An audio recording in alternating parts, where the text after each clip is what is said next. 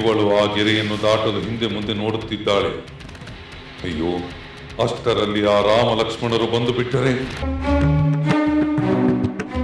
ಸುಂದರಿ, ಏಕೆ ಸುಮ್ಮನೆ ನಿಂತು ಬಿಟ್ಟೆ? ವಿಪ್ರೋತ್ತಮ, ನಾನು ಹೊರಗೆ ಬರಲಾಗದಂತೆ ನಿರ್ಬಂಧಿತಳಾಗಿದ್ದೇನೆ. ದಯಮಾಡಿ ನೀವೇ ಮುಂದೆ ಬಂದು ಭಿಕ್ಷೆಯನ್ನು ಸ್ವೀಕರಿಸಿ.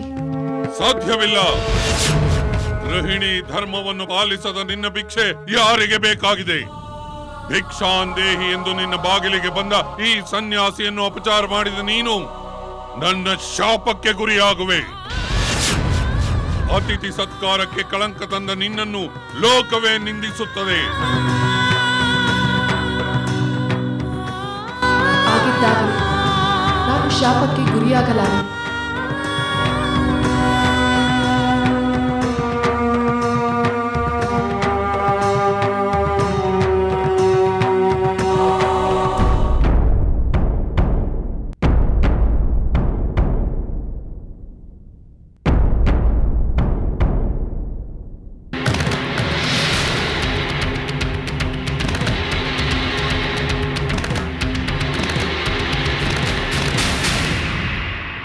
ತೆಗೆದುಕೊಳ್ಳಿ, ಭಿಕ್ಷೆಯನ್ನು ಸ್ವೀಕರಿಸಿ.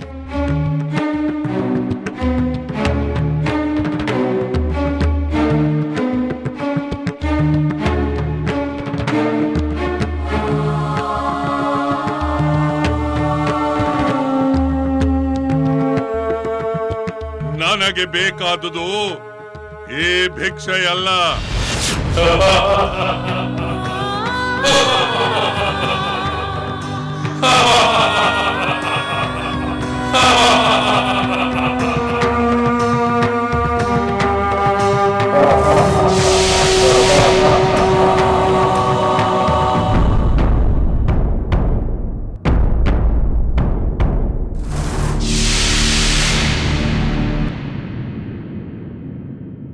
ಎಲ್ಲವೋ ಮಾಯಾವಿ, ವಿಪ್ರನ ವೇಷದಲ್ಲಿ ನನ್ನನ್ನು ವಂಚಿಸಲು ಬಂದಿರುವ ನೀನ್ಯಾರು?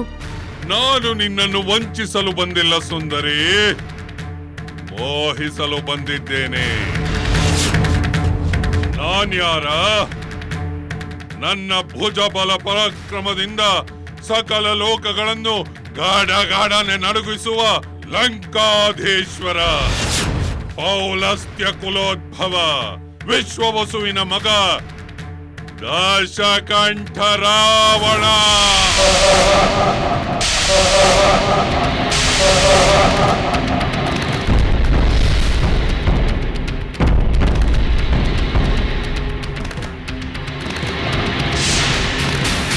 ಛೀ ನೀಚ!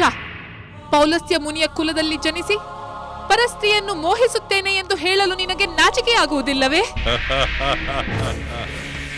ನಾನೇನು ಮಾಡಲಿ ಸುಂದರಿ? ನಿನ್ನನ್ನು ನೋಡಿದ ಕ್ಷಣ ನನ್ನ ಪತ್ನಿಯರ ಮೇಲಿನ ವ್ಯಾಮೋಹವೇ ಹೊರಟು ಹೋಗಿದೆ. ನಿನ್ನ ಮೇಲೆ, ಕೇವಲ ನಿನ್ನ ಮೇಲೆ ನನಗೆ ಅತೀವವಾದ ವ್ಯಾಮೋಹ ಉಂಟಾಗಿದೆ. ನನ್ನ ಅಂತಃಪುರದಲ್ಲಿ ನಾನಾ ದೇಶದ ಸುಂದರಿಯರಿದ್ದಾರೆ. ನೀನು ಅವರಿಗೆಲ್ಲ ಅಗ್ರಮಹಿಷಿಯಾಗು. ಸಮುದ್ರದ ಮಧ್ಯದಲ್ಲಿರುವ ನನ್ನ ಲಂಕಾನಗರಿಗೆ ನೀನೇ ಮಹಾರಾಣಿಯಾಗು. ಯಾರೋ ಏನೋ ಆಗಿದ್ದರೆ ನನಗೇನಾಗಬೇಕು? ನೀನು ನನ್ನ ವಿಷಯಗಳನ್ನೆಲ್ಲ ತಿಳಿದುಕೊಳ್ಳಬೇಕು ಸುಂದರಿ.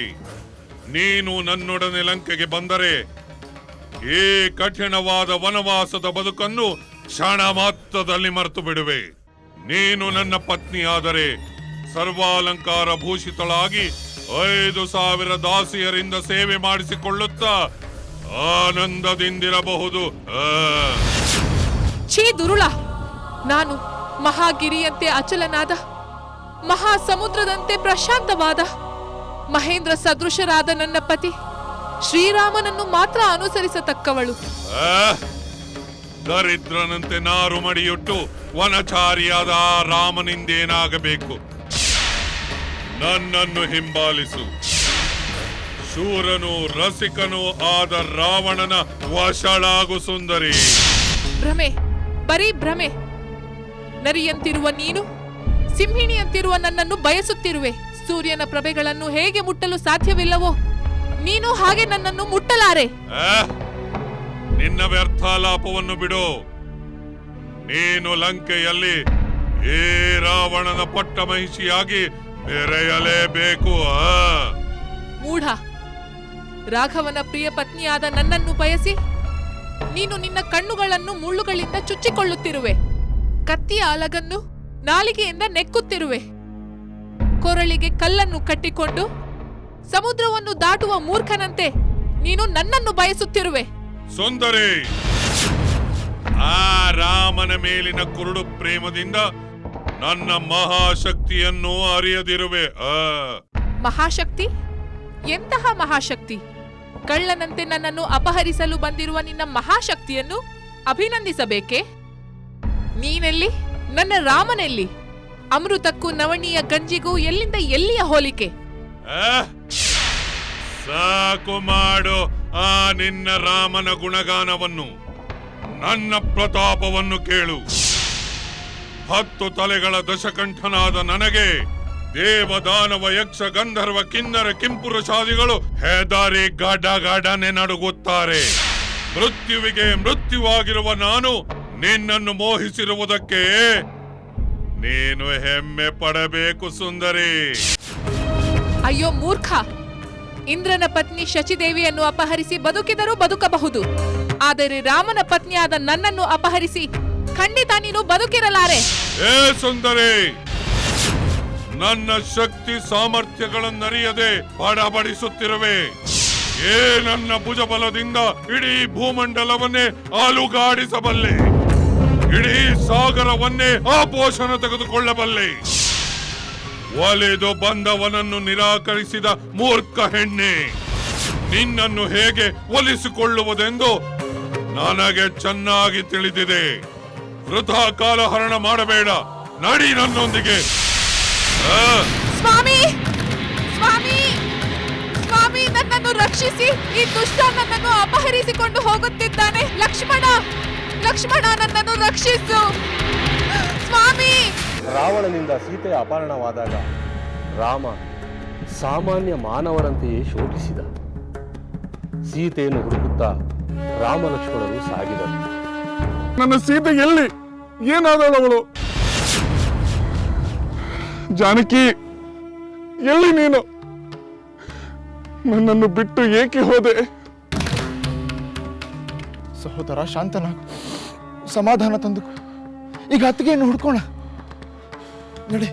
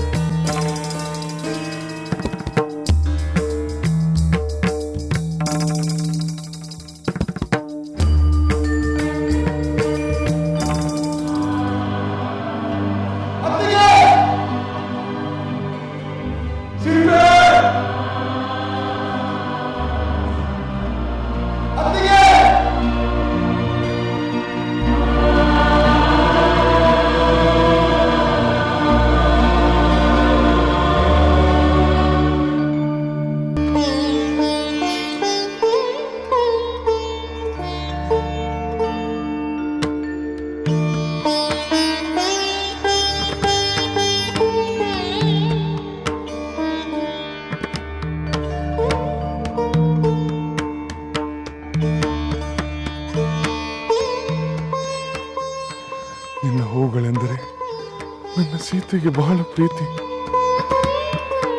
ಪ್ರತಿದಿನ ನಿನ್ನ ಬಳಿಗೆ ಬರುತ್ತಿದ್ದಳು, ನಿನ್ನೊಂದಿಗೆ ಪ್ರೀತಿಯಿಂದ ಮಾತನಾಡುತ್ತಿದ್ದಳು. ಈ ದಿನವೂ ಅವಳು ನಿನ್ನ ಬಳಿಗೆ ಬಂದಿರಬಹುದಲ್ಲವೇ? ನಿಮ್ಮೊಂದಿಗೆ ಪ್ರೀತಿಯಿಂದ ಮಾತನಾಡಿರಬಹುದಲ್ಲವೇ? ಹೇಳು, ನನ್ನ ಪ್ರಾಣ ಪ್ರಿಯಳಾದ ಸೀತೆ ಎಲ್ಲಿರುವಳೆಂದು ನೀವೇ ಹೇಳು, ದಯವಿಟ್ಟು ಹೇಳು.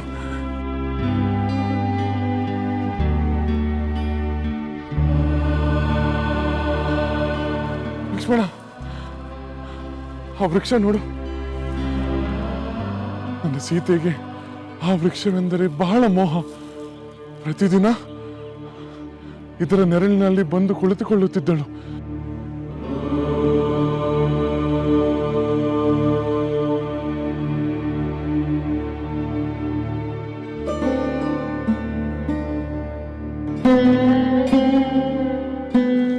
ವೃಕ್ಷವೇ, ನನ್ನ ಸೀತೆ ಎಲ್ಲಿರುವಳೆಂದು ನೀನಾದರೂ ನನಗೆ ಹೇಳು.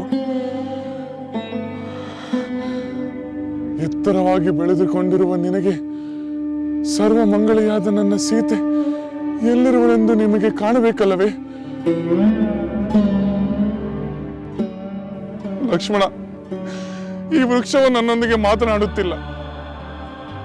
ಪ್ರತಿದಿನ ನನ್ನ ಸೀತೆಯೊಂದಿಗೆ ಮಾತನಾಡುತ್ತಿದ್ದ ಈ ಗಿಡ ಮರ ಬಳ್ಳಿಗಳು ನನ್ನೊಂದಿಗೆ ಏಕೆ ಮಾತನಾಡುತ್ತಿಲ್ಲ?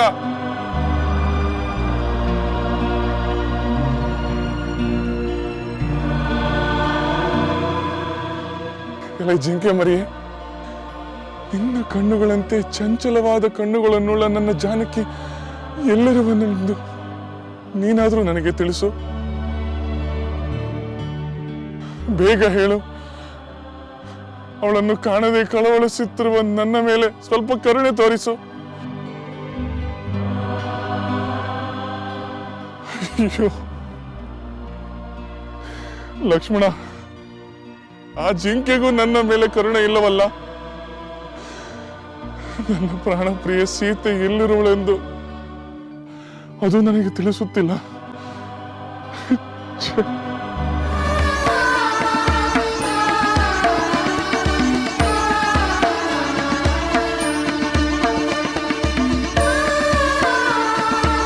ಸೀತೆ,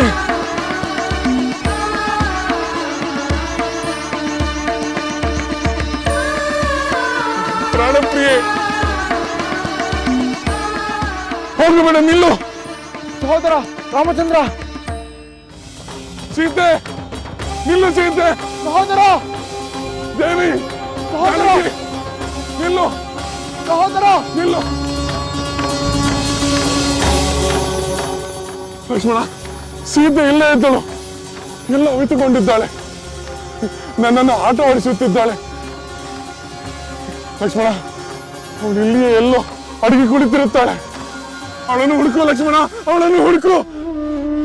ಸಹೋದರ, ಇಲ್ಲಿ ಅತ್ತಿಗೆ ಇಲ್ಲ.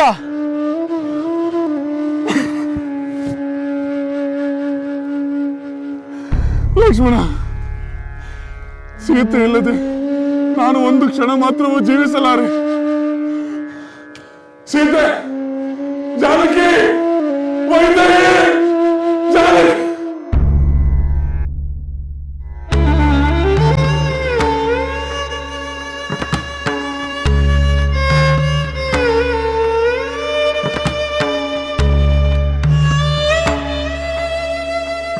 ಸೀತೆಯ ಅಪಹರಣವನ್ನು ತಡೆಯಲು ಪ್ರಯತ್ನಿಸಿ ಗಾಯಗೊಂಡು ಕೊನೆಯುಸಿರೆಳೆಯುತ್ತಿದ್ದ ಜಟಾಯುವಿನಿಂದ ರಾವಣ ಸೀತೆಯನ್ನು ಅಪಹರಿಸಿದ ವಿಷಯವನ್ನು ತಿಳಿದರು. ಅಯ್ಯೋ, ಇದೇನಿದು? ಶ್ರೀರಾಮಚಂದ್ರ ಧರ್ಮಪತ್ನಿ ಪರಮ ಪಾವನಳಾದ ಸೀತಾದೇವಿಯನ್ನು ದುಷ್ಟರಾವಣ ಹೊತ್ತೊಯ್ಯುತ್ತಿರುವನಲ್ಲ. ಇದು ಹೇಗೆ ಸಾಧ್ಯ? ರಾಮ ಲಕ್ಷ್ಮಣರು ಎಲ್ಲಿ ಹೋದರು? ಅವರೆಲ್ಲಿದ್ದಾರೆ?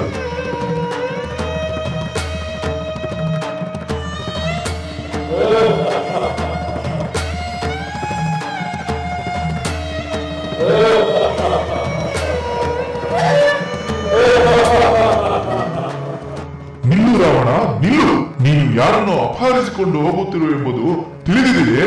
ಈಕೆ ಪುರುಷೋತ್ತಮನಾದ ಶ್ರೀರಾಮನ ಧರ್ಮಪತ್ನಿ. ಏ ಪಕ್ಷಿರಾಜ, ಈಕೆ ಯಾರೆಂದು ತಿಳಿದೆ ಆಕೆಯನ್ನು ಕರೆದುಕೊಂಡು ಹೋಗುತ್ತಿದ್ದೇನೆ.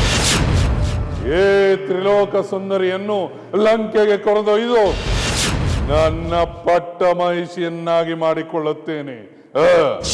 ಮಹಾತ್ಮ ಪಕ್ಷಿರಾಜ ಜಟಾಯು, ಈ ದುಷ್ಟ ರಾವಣ ವಿಪ್ರನ ವೇಷದಲ್ಲಿ ಬಂದು ರಾಮ ಲಕ್ಷ್ಮಣರಿಲ್ಲದ ಸಮಯದಲ್ಲಿ ನನ್ನನ್ನು ಅಪಹರಿಸಿಕೊಂಡು ಹೋಗುತ್ತಿದ್ದಾನೆ. ನೀವಾದರೂ ನನ್ನನ್ನು ಕಾಪಾಡಿ, ನನ್ನನ್ನು ರಕ್ಷಿಸಿ ಜಟಾಯು. ದಶರಥ ಮಹಾರಾಜರ ಮಿತ್ರರಾದ ನೀವು ನನಗೆ ಪಿತೃ ಸಮಾನ. ನನ್ನನ್ನು ಕಾಪಾಡಿ, ನನ್ನನ್ನು ಕಾಪಾಡಿ. ಹೆದರಬೇಡ ಸೀತಾದೇವಿ, ಈ ದುಷ್ಟನನ್ನು ನಾನು ತಡೆಯುತ್ತೇನೆ. ಎಲ್ಲವೋ ರಾವಣ ರಾಜನಾದವನು ಧರ್ಮವನ್ನು ಪಾಲಿಸಬೇಕು. ಅದನ್ನು ಬಿಟ್ಟು ಪರರ ಪತ್ನಿಯನ್ನು ಅಪಹರಿಸುವ ಅಧರ್ಮದ ಕಾರ್ಯವನ್ನು ಮಾಡಬಾರದು. ಎಲೈ ಪಕ್ಷಿರಾಜ, ನಾನು ನಿನ್ನ ಧರ್ಮ ಬೋಧನೆಯನ್ನು ಕೇಳುವ ಸ್ಥಿತಿಯಲ್ಲೂ ಇಲ್ಲ, ಅಷ್ಟು ನನ್ನಲ್ಲಿ ವ್ಯವಧಾನವೂ ಇಲ್ಲ. ನನ್ನ ದಾರಿಯನ್ನು ಬಿಟ್ಟು ತೊಲಗು. ಬೇಡ ಲಂಕೇಶ್ವರ, ಬೇಡ. ಪರರ ಪತ್ನಿಯನ್ನು ಬಯಸುವ ಈ ನೀಚ ಬುದ್ಧಿಯನ್ನು ಬಿಟ್ಟು ಬಿಡು. ಧೀರನಾದವನಿಗೆ ಇದು ಶೋಭಿಸುವುದಿಲ್ಲ. ಸತ್ಪುರುಷರಾದವರು ಧರ್ಮವನ್ನು ಮೀರಿದ ಅರ್ಥವನ್ನಾಗಲಿ ಕಾಮವನ್ನಾಗಲಿ ಬಯಸುವುದಿಲ್ಲ. ಪೌಲಸ್ತ್ಯ ವಂಶದಲ್ಲಿ ಹುಟ್ಟಿ ಕುಲಕಳಂಕದ ಇಂಥ ಕಾರ್ಯವನ್ನು ಮಾಡಬೇಡ. ಎಲ್ಲವ ಪಕ್ಷಿರಾಜ, ನಿನ್ನಿಂದ ಧರ್ಮ ಕರ್ಮಗಳ ಪಾಠಗಳನ್ನು ನಾನು ಕಲಿಯಬೇಕಾಗಿಲ್ಲ. ನನ್ನದು ಅಧರ್ಮವೋ? ರಾಮ ಲಕ್ಷ್ಮಣರು ನನ್ನ ಸೋದರಿಯ ಕಿವಿ ಮೂಗುಗಳನ್ನು ಕತ್ತರಿಸಿ ವಿರೂಪಗೊಳಿಸಿದ್ದು ಧರ್ಮವೋ? ಅದಕ್ಕೆ ಪ್ರತೀಕಾರವಾಗಿಯೇ ಏ ಸೀತಾಪಹರಣ. ನಾನು ನಂಬುವುದಿಲ್ಲ. ಹಾಗೇನಾದರೂ ಆಗಿದ್ದರೆ ಅದಕ್ಕೆ ಪ್ರಬಲವಾದ ಕಾರಣವೇ ಇರಬೇಕು. ನಿನ್ನ ಸೋದರಿ ಅಂತ ಘನವಾದ ಅಪರಾಧವನ್ನೇ ಮಾಡಿರಬೇಕು. ಅಪರಾಧವಿಲ್ಲದೆ ರಾಮಚಂದ್ರ ಅಂತ ಶಿಕ್ಷೆ ಕೊಡುವುದು ಸಾಧ್ಯವೇ ಇಲ್ಲ ಎಂದು ಯೋಚಿಸಬಾರದೆ? ನಿನ್ನಂತಹ ಎಕ್ಕಶ್ಚಿತ್ ಪಕ್ಷಿಗೆ ಸಾಕ್ಷಿಯನ್ನು ತಂದು ನಿಲ್ಲಿಸಬೇಕೆ? ಅದರ ಅಗತ್ಯವಿಲ್ಲ ರಾವಣ. ಅಂದು ಅಲ್ಲಿ ಏನು ನಡೆದಿದೆಂಬುದು ನನಗೆ ಚೆನ್ನಾಗಿ ತಿಳಿದಿದೆ. ಆ ನಿನ್ನ ಸೋದರಿ ಸೀತಾದೇವಿಯನ್ನು ಕೊಲ್ಲಬೇಕೆಂದು ಮುಂದಾದಾಗಲಲ್ಲವೇ ಅವಳ ಕಿವಿಮೂಗನ್ನು ಕುಯ್ದದ್ದು. ಅವಳ ದುರ್ಬೋಧನೆಯನ್ನು ಕೇಳಿ ಬಂದ ಕರದೂಷಣರನ್ನು ಕೊಂದದ್ದು ಕ್ಷತ್ರಿಯ ಧರ್ಮವೇ ಹೊರತು ಬೇರೆಯಲ್ಲ. ಎಲೈ ಮುದಿ ಪಕ್ಷಿಯೇ, ನಾನು ಮಾಡುತ್ತಿರುವುದು ರಾಕ್ಷಸ ಧರ್ಮ. ನನ್ನ ಸೋದರಿಗಾದ ಅವಮಾನಕ್ಕೆ ನನಗೆ ತೋಚಿದಂತೆ ಪ್ರತೀಕಾರವನ್ನು ತೀರಿಸಿಕೊಳ್ಳುತ್ತಿದ್ದೇನೆ. ಇದರಲ್ಲಿ ಅಡ್ಡಿ ಬರಲು ನೀನ್ಯಾರು? ಮೊದಲು ನನ್ನ ದಾರಿಯನ್ನು ಬಿಟ್ಟು ತೊಲಗು. ಬೇಡ ರಾವಣ, ನಿನ್ನ ಹಠ ದಿಟವಾಗಲು ನಿನಗೇ ಕೆಡನುಂಟು ಮಾಡುತ್ತದೆ. ಕೂಡಲೇ ಸೀತಾದೇವಿಯನ್ನು ಬಿಟ್ಟು ಲಂಕೆಯನ್ನು ಸೇರಿಕೊ. ಇಂದ್ರನ ವಜ್ರಾಯುಧವು ವೃತಾಸುರನನ್ನು ದಯಿಸಿದಂತೆ ಅಗ್ನಿರೂಪನಾದ ಶ್ರೀರಾಮನ ನೋಟವೇ ನಿನ್ನನ್ನು ಸುಟ್ಟು ಭಸ್ಮ ಮಾಡುತ್ತದೆ. ಎಲ್ಲವೋ ಉತ್ತರ ಪಕ್ಷಿಯೇ, ಎಲ್ಲಿಂದ ತೊಲಗುತ್ತೀಯೋ ಅಥವಾ ನನ್ನ ಕೋಪಾಗ್ನಿಗೆ ಆಹುತಿಯಾಗುತ್ತೀಯೋ? ಕೆಲವು ರಾವಣ, ಪಕ್ಷಿ ರಾಜ್ಯದ ಪಾಲಕರಾದ ನನಗೆ 60,000 ವರ್ಷಗಳಾಗಿವೆ. ಸಾಕಷ್ಟು ವೃದ್ಧನಾಗಿದ್ದೇನೆ ಎಂಬುದು ನಿಜ. ನೀನು ಶಕ್ತಿಯುತನಾಗಿರುವೆ, ಆಯುಧಗಳಿವೆ. ಆದರೂ ನೀನು ನನ್ನನ್ನು ದಾಟಿ ಸೀತಾದೇವಿಯನ್ನು ಕೊಂಡೊಯ್ಯಲಾರೆ. ನನ್ನ ಪ್ರತಾಪವನ್ನು ನೋಡು.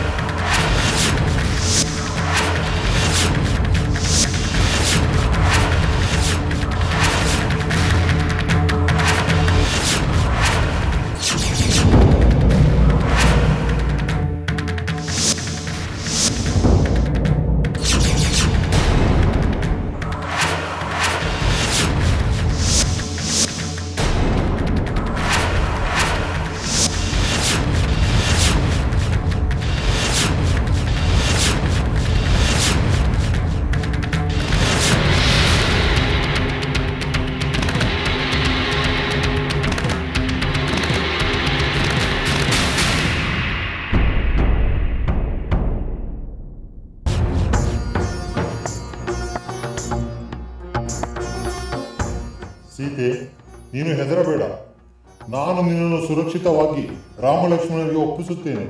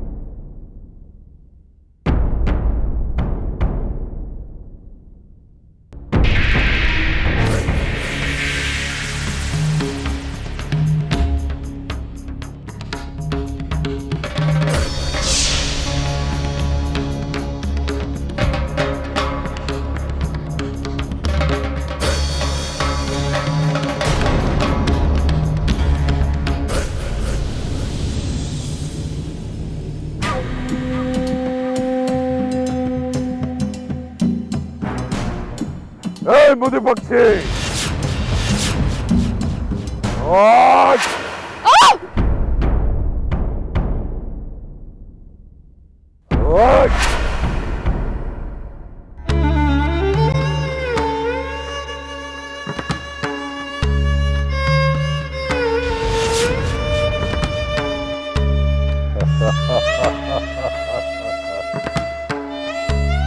ಎಲೈ ಮುದಿ ಪಕ್ಷಿಯೇ, ನನಗೆ ಪಂಥ ಆಹ್ವಾನ ನೀಡುತ್ತೀಯ?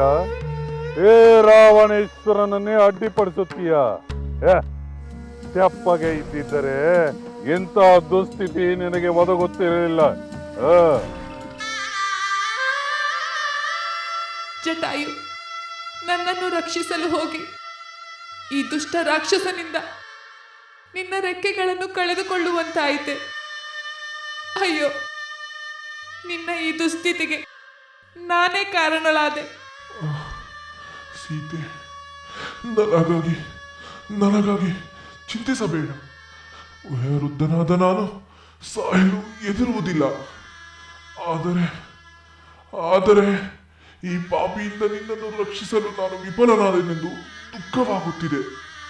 ಅಯ್ಯೋ ದುರ್ವಿಧಿಯೇ, ಇದೇನಾಗಿ ಹೋಯಿತು? ಮಹಾತ್ಮನಾದ ಜಟಾಯು ದಾರುಣ ಸಾವಿಗೆ ತುತ್ತಾಗುವಂತಾಯಿತಲ್ಲವೇ?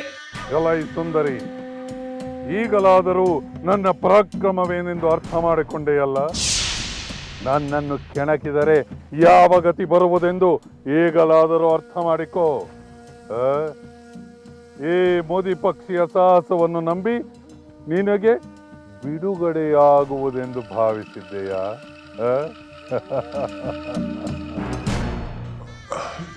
ನೀಚ ರಾವಣ, ವಯಸ್ಸಾದ ನನ್ನನ್ನು ಕೊಂದು ನೀನು ಮಹಾವೀರನೆಂದು ಕೊಚ್ಚಿಕೊಳ್ಳಬೇಡ.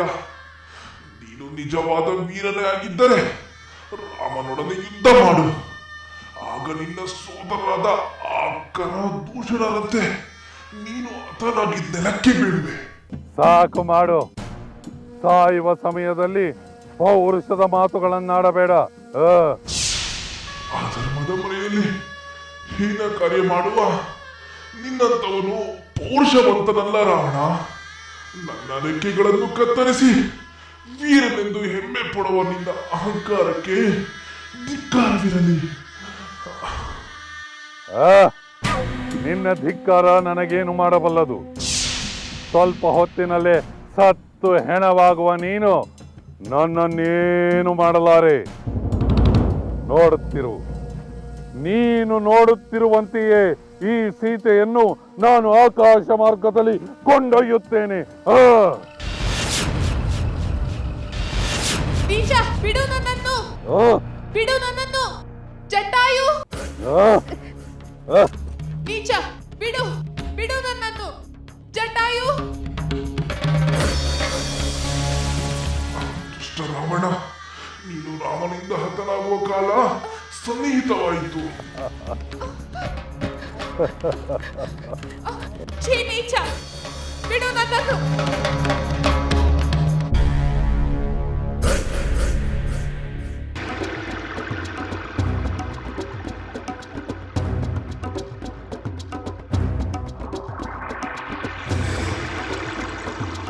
ಲಕ್ಷ್ಮಣ, ಅಲ್ಲಿ ನೋಡು, ಯಾವುದೋ ಒಂದು ಪ್ರಾಣಿ ಬಿದ್ದಿರುವಂತೆ ಕಾಣುತ್ತಿದೆ.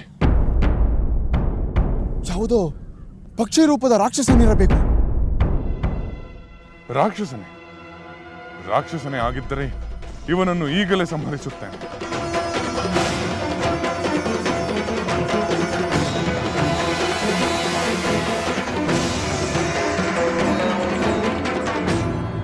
ಸಹೋದರ, ಇವನು ರಾಕ್ಷಸನಲ್ಲ, ನಮ್ಮ ತಂದೆಯ ಮಿತ್ರ ಜಟಾಯು. ಹೌದು ಲಕ್ಷ್ಮಣ, ಜಟಾಯು. ಜಟಾಯು ಜಟಾಯು ಏನಾಯ್ತು? ಏನಿದು ನಿನ್ನ ದುರಾವಸ್ಥೆ? ರಾಮಚಂದ್ರ, ಲಕ್ಷ್ಮಣ, ಈಗ ಬಂದಿರಾ? ನಿಮ್ಮ ಭಾಗ್ಯ ದೇವತೆಯಾದ ಸೀತಾದೇವಿಯನ್ನು ಹುಡುಕುತ್ತಾ ಬಂದಿರಾ? ಹೌದು ಜಟಾಯು, ನಿನಗೆ ಗೊತ್ತೇ ನನ್ನ ಸೀತೆ ಎಲ್ಲಿರೋಳೆಂದು ನಿನಗೆ ಗೊತ್ತೇ? ಗೊತ್ತಿದ್ರೆ ದಯಮಾಡಿ ಹೇಳು ಜಟಾಯು, ಬೇಗ ಹೇಳು. ನನ್ನನ್ನು ಕ್ಷಮಿಸು ರಾಮಚಂದ್ರ. ನಾನು ನನ್ನ ಶಕ್ತಿ ಮೀರಿ ಪ್ರಯತ್ನಿಸಿದೆ. ಆದರೆ ವೃದ್ಧನಾದ ನನ್ನ ಶಕ್ತಿಗಿಂತ ಮೀರಿದ ಶಕ್ತಿವಂತ ಅವನು. ಜೊತೆಗೆ ದುಷ್ಟ.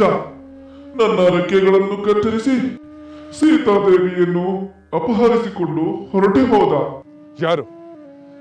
ಯಾರು ಆ ನೀಚ ಕಾರ್ಯವನ್ನು ಮಾಡಿದವರು? ನನ್ನ ಸೀತೆಯನ್ನು ಅಪಹರಿಸಿ ನನ್ನ ಕೋಪವನ್ನು ಕೆರಳಿಸಿದ ಆ ಪಾಪಿ ಯಾರು? ರಾವಣ, ಲಂಕೇಶ್ವರ ರಾವಣ. ಆ ಪಾಪಿಯೇ ಇಂಥ ಕ್ರೂರ ಕಾರ್ಯ ಮಾಡಿದವನು. ನಿಮಗೆ ವಿಷಯ ತಿಳಿಸಬೇಕೆಂದೇ ನಾನು ಪ್ರಾಣವನ್ನು ಬಿಗಿ ಹಿಡಿದುಕೊಂಡು ಕಾಯುತ್ತಿದ್ದೆ ಪುರುಷೋತ್ತಮ. ಏನು?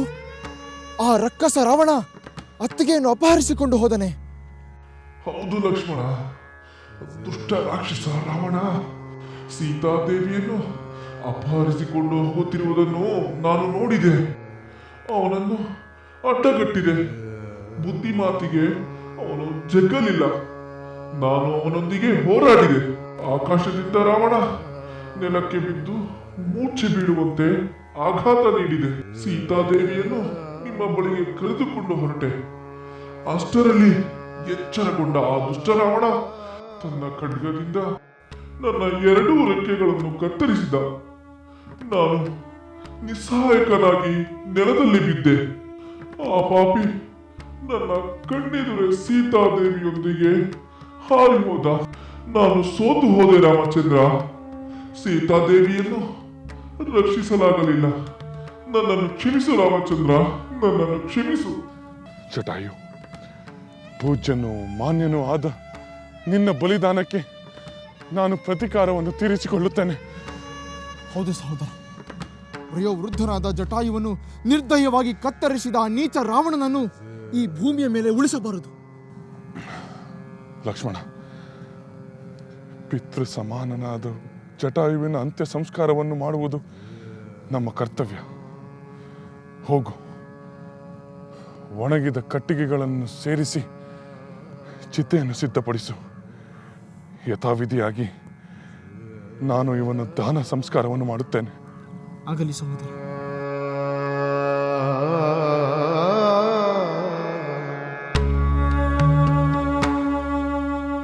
ರಾವಣನ ನೆಲೆಗಾಗಿ ಹುಡುಕುತ್ತಿರುವಾಗ ರಾಮ ಲಕ್ಷ್ಮಣರಿಗೆ ಕಿಷ್ಕಿಂಧೆಯಲ್ಲಿ ವಾನರರ ಸ್ನೇಹವಾಯಿತು.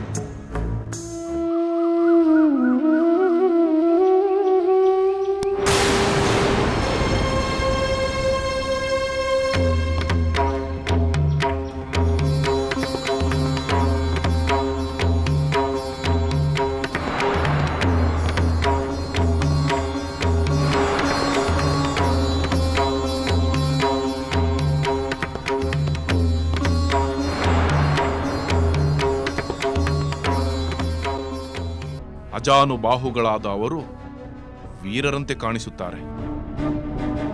ಬಿಲ್ಲು ಬಾಣ ಖಡ್ಗಧಾರಿಗಳಾದ ಅವರು ದೇವತೆಗಳಂತೆ ಸುಂದರರಾಗಿದ್ದಾರೆ. ಅಷ್ಟರಿಂದಲೇ ನಿನಗೆ ಭಯ ಉಂಟಾಯಿತೆ? ಹೌದು ಹನುಮಂತ, ಅದೇ ನನ್ನ ಸಂದೇಹ. ರಾಜರಾದವರಿಗೆ ಹಲವರು ಮಿತ್ರರಿರುತ್ತಾರೆ. ಏನೇ ಆಗಲಿ, ಬಂದವರು ನಮ್ಮ ಶತ್ರುಗಳೋ ಮಿತ್ರರೋ ಎಂದು ತಿಳಿಯದೆ ಅಪರಿಚಿತರನ್ನು ಬಿಡುವುದು ಅಷ್ಟು ಸೂಕ್ತವಲ್ಲ. ಹನುಮಂತ, ಆ ಇಬ್ಬರು ತೇಜಸ್ವಿಗಳು ಯಾರು, ಏಕೆ ಬಂದಿದ್ದಾರೆ? ಅವರು ಮಿತ್ರರೋ ಶತ್ರುಗಳೋ ಎಂದು ತಿಳಿಯಬಲ್ಲ ಸಮರ್ಥನು ನೀನೊಬ್ಬನೇ. ಹೌದು ಹನುಮಂತ, ನಿನ್ನ ಶಕ್ತಿಯ ಬಗ್ಗೆ, ನಿನ್ನ ರಾಜನೀತಿಯ ಬಗ್ಗೆ ನನಗೆ ಅಪಾರ ನಂಬಿಕೆ ಇದೆ. ಅಂದರೆ ನಾನೇನು ಮಾಡಬೇಕೆಂದು ನಿಮ್ಮ ಅಭಿಪ್ರಾಯ? ನೀವು ನಮ್ಮ ಪ್ರಭು ಸುಗ್ರೀವ ದೂತನಾಗಿ ಹೋಗಿ ಆ ವಿಷಯವನ್ನು ತಿಳಿದುಕೊಂಡು ಬರಬೇಕು. ಹೌದು ಹನುಮಂತ, ನಾನಿರುವ ಈ ದುರವಸ್ಥೆಯ ಸ್ಥಿತಿಯಲ್ಲಿ ನಿನಗಿಂತ ಆಪ್ತರು ಹಿತೈಷಿಗಳು ನನಗೆ ಬೇರೆ ಯಾರಿದ್ದಾರೆ ಹೇಳು? ವ್ರತ ಚಿಂತಿಸುತ್ತಾ ಧೈರ್ಯ ಕಳೆದುಕೊಳ್ಳಬೇಡ ಪ್ರಭು. ಇಂದಲ್ಲ ನಾಳೆ ಒಳ್ಳೆಯ ಕಾಲ ಬಂದೇ ಬರುತ್ತದೆ. ಆ ನಿರೀಕ್ಷೆಯಿಂದಲೇ ಅಲ್ಲವೇ ಈ ಅಜ್ಞಾತವಾಸ ಅನುಭವಿಸುತ್ತಿರುವುದು.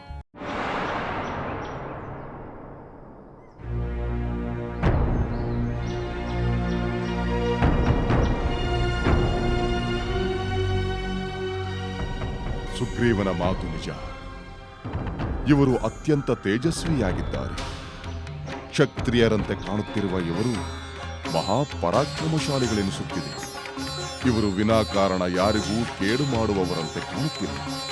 ಇರಲಿ, ನಾನು ಈ ನನ್ನ ವಾನರ ರೂಪವನ್ನು ಬಿಟ್ಟು ಒಬ್ಬ ಬ್ರಾಹ್ಮಣನ ವೇಷದಲ್ಲಿ ಇವರನ್ನು ಮಾತನಾಡಿಸುತ್ತೇನೆ.